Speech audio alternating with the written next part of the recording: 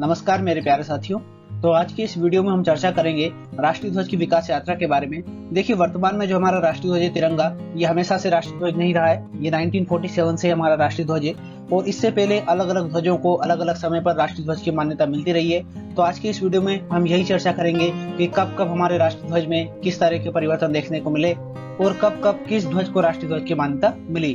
तो भारत के राष्ट्रीय ध्वज की विकास यात्रा शुरू होती है 1906 में। 1906 में हमें कुछ इस प्रकार का राष्ट्रीय ध्वज देखने को मिला था। इस ध्वज को फहराया गया था 7 अगस्त 1906 को पारसी बागान चौक, ग्रीन पार्क, कोलकाता में। इस ध्वज की विशेषता यह थी कि इसमें हमें 3 रंग देखने को मिले थे। सबसे ऊपर था लाल रंग, बीच में था पीला रंग और सबसे नीचे था हरा रंग।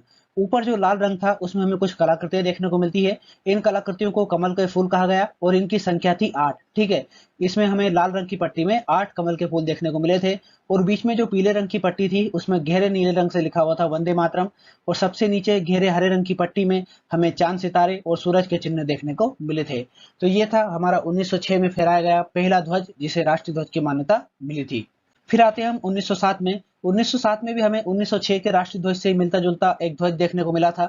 इस ध्वज को फहराया गया था मैडम कामा या भीखाजी कामा जिनको बोलते हैं और उनके साथियों के द्वारा इस ध्वज को पेरिस में फहराया गया था। इस ध्वज में और 1906 के ध्वज में सिर्फ यही परिवर्तन था कि 1906 के ध्वज में जो 8 कमल के फूल थे उनको यहाँ पर हटाकर सिर्फ एक ही कमल का फूल रखा गया था और 7 अन्य कमल के फूल के स्थान पर यहाँ पर 7 तारों को दर्शाया गया था।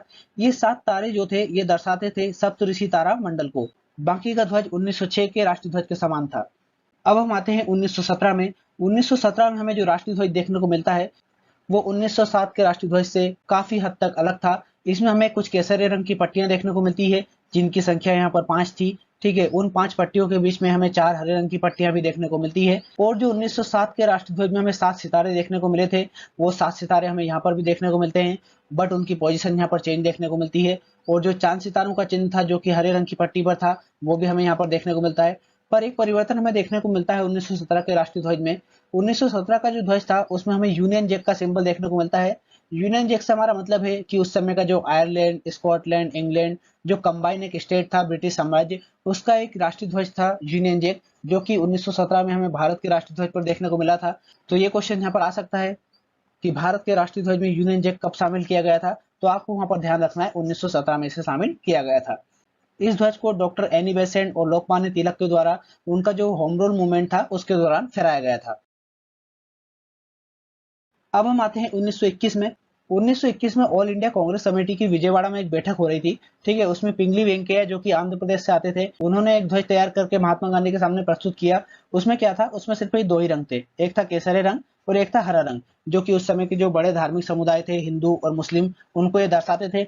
बट गांधी जी ने इसमें सुझाव दिया कि आप क्या कीजिए, एक इसमें सफेद रंग की पट्टी ऐड कीजिए और बीच में एक चक्र ऐड कीजिए। सफेद रंग की पट्टी जो होगी वो जो देश के अन्य बचे समुदाय हैं उनका नेतृत्व करेगी और बीच में एक चक्र ऐड कीजिए जो कि देश की प्रगति को दर्शाएगा। उसके बाद पिंगली वेंकैया ने कुछ इस प्रकार का राष्ट्रीय ध्वज यहाँ पर प्रस्तुत किया जिसमें सबसे ऊपर था सफेद रंग, बीच में था हरा रंग और सबसे नीचे था केसरी रंग और यहाँ पर बीच में चक्र के रूप में महात्मा गांधी का जो चरखा था उसको यहाँ पर स्थान दिया गया। तो हम कह सकते हैं कि वर्तमान में हमारा जो राष्ट्रीय ध्वज है तिरंगा, उसकी ये पहली शुरुआत थी। ठीक है, वही रंग यहाँ पर देखने को मिल रहे हैं, बस इनका सीक्वेंस थोड़ा सा ऊपर नीचे है। बाकी वर्तमान जो राष्ट्रीय ध्वज तिरंगा है उसकी ये प्रथम शुरुआत मानी जाती है। फिर 1931 में ही एक कमेटी ने यहाँ पर कुछ इस प्रकार का राष्ट्रीय ध्वज प्रस्तुत किया जिसमें केसरिया रंग था और गहरे गेरुए रंग से गांधी जी का चरखा यहाँ पर दर्शाया गया था, बट इस ध्वज को मान्य नहीं किया गया। अब हम आते हैं 1931 में। 1931 में हमें कुछ इस प्रकार का राष्ट्रीय ध्वज देखने को मिलता है जो कि 1921 के ही राष्ट्रीय ध्वज से प्रेरित मिलता है। इसमें सिर्फ ये किया गया कि जो रंग थे उनका सीक्वेंस चेंज किया गया, केसरिया रंग को सबसे ऊपर लाया गया, सफेद रंग को बीच में और गहरे हरे रंग को सबसे नीचे और बाकी बीच की सफेद पट्टी पर गांधी जी के चरखे को स्थान दिया गया। 1921 के ध्वज में हमने देखा था कि जो 3 रंग थे ये तीनों रंग भारत के धार्मिक समुदायों को दर्शाते थे, पर 1931 का जो राष्ट्रीय ध्वज था ये भारत के धार्मिक समुदायों को ना दर्शाते हुए अलग अलग तत्वों को यहाँ पर प्रदर्शित करता था। जैसे कि केसरिया रंग यहाँ पर प्रदर्शित करता था साहस और बलिदान को, सफेद रंग प्रतीक था सत्य और शांति का और हरा रंग प्रतीक था विश्वास और शिष्टता का। तो कुछ इस तरीके से भारत के राष्ट्रीय ध्वज में 1931 में परिवर्तन किए गए। अब हम आते हैं 1947 में। 22 जुलाई 1947 को पंडित जवाहरलाल नेहरू ने एक संकल्प संविधान सभा में प्रस्तुत किया और उस संकल्प के आधार पर हमें भारत का वर्तमान राष्ट्रीय ध्वज मिलता है जिसमें सबसे ऊपर देखने को मिलता है केसरी रंग, बीच में मिलती है सफेद रंग की पट्टी और सबसे नीचे देखने को मिलता है गहरा रंग। और सफेद रंग की पट्टी पर हमें बीच में गांधी जी के चरखे के स्थान पर यहाँ पर अशोक के सारनाथ स्तंभ से लिया गया चक्र देखने को मिलता है, जिसका रंग होता है नेवी ब्लू। और वर्तमान का जो राष्ट्रीय ध्वज है, इसके तीनों रंग तीन अलग अलग तत्वों को यहाँ पर प्रदर्शित करते हैं। केसरी रंग दर्शाता है त्याग और बलिदान को, सफेद रंग दर्शाता है शांति, एकता और सच्चाई को, और हरा रंग प्रतीक है विश्वास और उर्वरता का। तो इस तरीके से हमें 1906 से लेकर 1947 तक अलग अलग समय पर अलग अलग राष्ट्रीय ध्वज देखने को मिलते हैं। तो ये थी हमारी राष्ट्रीय ध्वज से संबंधित जानकारी।